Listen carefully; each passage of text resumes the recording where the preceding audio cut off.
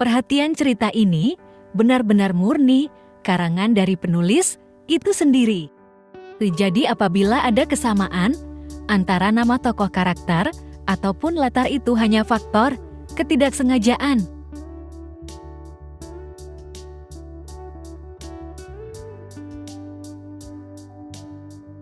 Fajar mulai menyingsing, memberikan cahaya. Kemasan yang lembut di langit, udara terasa segar, langit cerah tanpa awan, dan sinar matahari yang hangat menyentuh kulit perlahan, membuat suasana terasa nyaman dan damai. Sebagian manusia sangat antusias menyambut pagi yang indah ini, termasuk pria tampan yang sudah rapi, dengan seragamnya ini, tengah duduk di depan cermin, susah payah Saka melakukan kegiatan sebelum berangkat ke sekolah seorang diri tanpa bantuan dari sang tunangan. Niat hati ingin memberikan kejutan. Namun Saka sekarang sangat menyesalinya. Saka, kenapa hal sepele seperti ini gue nggak bisa sih? Saka terus menggerutu saat memasang kancing baju, yang selalu gagal dan tak sejajar dengan lubang kancingnya.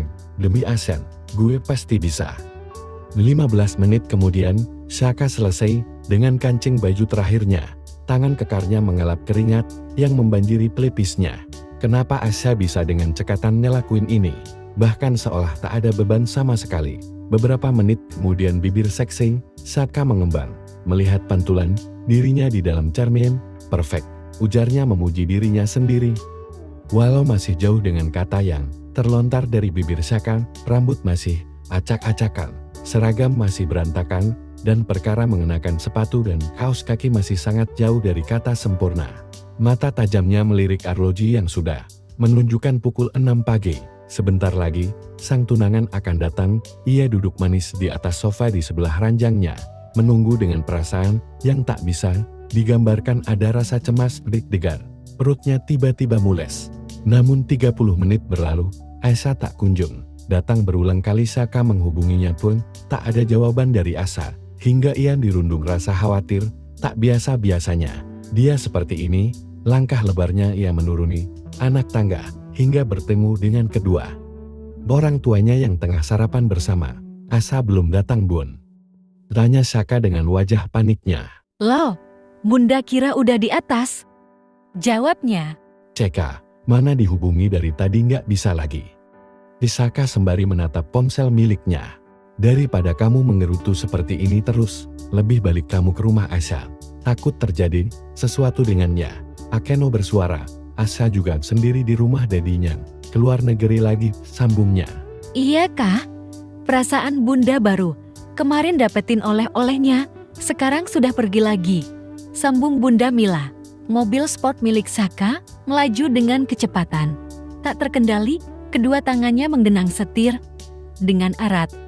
Mata tajamnya menatap lurus ke jalanan depan, nafasnya memburu. Dadanya terasa sesak, membayangkan kemungkinan-kemungkinan terburuk di dalam otaknya. Untuk pertama kalinya Saka dibuat kalang kabut seperti ini, ditambah dengan kondisi kota metropolitan yang tak pernah tidur dengan kesibukannya, di mana kondisi lagi seluruh manusia beraktivitas. Semakin dalam Saka menginjak pedal gasnya, tak memperdulikan umpatan-umpatan para pendengar lainnya. Saka berjalan dengan tergesa. Bahkan mobil sportnya dibiarkan begitu saja. Tujuannya saat ini adalah kamar sang tunangan. Pertama kali menginjakkan kaki di rumah mewah ini adalah hening, seolah tak ada kehidupan sama sekali. Brak, sayang. Sayang, hei bangun. Saka menyibak selimut tebal yang membungkus tubuh sang tunangan. Badanmu panas air. Saka menempelkan telapak tangannya di seluruh tubuh sang tunangan. Perlahan manik mata bulat itu terbuka sayu. Saka, kok di sini? Lirik Asya dengan bibir gemetarnya yang cukup pucat. Maaf, aku nggak bisa datang ke rumah kamu. Saka menggeleng pelan, tak disadari jika Saka meneteskan air matanya, menatap wajah pucat sang kekasih saat ini. Pusing Syak, kepalaku juga sakit banget, dingin. Rinti Asya mengadu kepada Saka. Ke rumah sakit ya, badan kamu panas banget, ujar Saka, dan Asya menggelengkan kepalanya, menolak ajakan Saka untuk ke rumah sakit. Ya udah, aku hubungin Bunda ya, ujarnya. lembut mengusap surai panjang Ashan. Brak. Ya Tuhan, calon mantu Bunda. Teriak Bunda Mila dengan heboh. Ia lalu meletakkan tas dokternya. Sembarang langsung menuju ke arah Asya hingga mendorong kasar Syaka yang ada di sebelah Asya. Sayang, badanmu panas sekali. Sejak kapan Ngapa mual? Mulutnya bagaimana terasa pahit? Rentetan pertanyaan dari Bunda Mila seperti gerbong kereta api. Mila Andana Ikari, bunda dari Syaka ini adalah dokter dan juga pemilik dari salah satu rumah sakit terbesar di Jakarta. Sudah bisa dibayangkan, bukan betapa kayanya keluarga Ikari ini. Bisa nggak sih Bunda, nggak usah heboh. Geletuk kesal Syaka. Loh, ada suara Syaka di sini sayang. Di mana? Bunda Mila justru celingkukan mencari keberadaan anak semata wayangnya. Maceka, ngapain kamu malah rebahan di bawah begitu? Bunda Mila syok menatap sang anak yang tengah tiduran di atas lantai. Syaka pun menirukan gaya ucapan sang bunda. Nggak sadar sendirinya yang dorong anaknya. Cibir sang anak. Hal tersebut membuat Ashan terkekeh dengan wajah pucatnya. Biarin bunda aja yang jagain Asya, mending kamu berangkat ke sekolah Gi. Ujar Bunda Mila melihat Asya yang sudah tertidur pulas setelah minum obat penurun panas. Mending bunda aja yang pergi, Syaka yang jagain Asya. Titahnya melengos malas.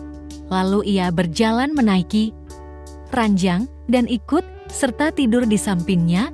Tak lupa ia mengangkat kepala Asya dengan lembut, lalu menjadikan lengan kekarnya sebagai bantalan. Hal tersebut membuat sang bunda urung mengomeli sang anak. Melihat betapa sayangnya Syaka terhadap Asya. Ya sudah bunda pergi, ingat Syaka jangan macam-macam. Tukas Bunda Mila menatap sengit sang anak. Sementara Syaka hanya menggulirkan bola matanya malas.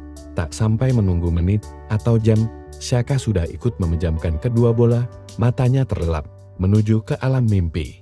Di sekolah bergengsi milik keluarga GLADWYN, tengah dihebohkan dengan kedatangan murid baru, perempuan yang bernama Clara Evania, seorang gadis berpenampilan yang cukup berani, dengan baju yang cukup ketat memperlihatkan bentuk adanya yang cukup mencolok, membuat seluruh kaum ada memuji kecantikan dan kemolekan tubuhnya. Wah, cantik depan belakang anjir. Idola baru lagi selain Asya, bodinya juga mantap. Tetap Asya sih menurut gua, dia cantik. Natural bodinya juga masih bagusan Asya daripada Clara, cuma minusnya Asya udah ada pawangnya. Iya, ternyata dari dekat dempul banget ya. Jauh cantikan Asya. Berbagai celotehan para murid yang melihat Clara memasuki kafetaria itu. Siapa sih dia murid baru? Tanya Yana penasaran. Sedangkan Greta hanya mengedikan bahunya acuh. Dia murid baru masuk kelas XLIPA 2 kelas kita, ujar Evis bersuara. Syaka, Evis dan Chai mereka duduk di kelas 40 IPA 2 sedangkan Asya, Yana, dan Greta berada di 40 IPA 1. Hana dan Greta hanya mengangguk seadanya, gak peduli juga. Bangku yang biasanya diisi penuh oleh para most wanted, kini tersisa 2 yang kosong karena Asya dan Syaka tidak masuk ke sekolah. Misi, gue bisa gabung gak? Tempat duduk yang lain penuh soalnya. Ujar Clara menunjukkan senyum manisnya. Spontan keempatnya menoleh ke sumber suara. Percuma minta izin, tapi udah duduk, gitu emang etikanya. Greta sinis menatap Clara ini, terlebih duduknya di sebelah Eves.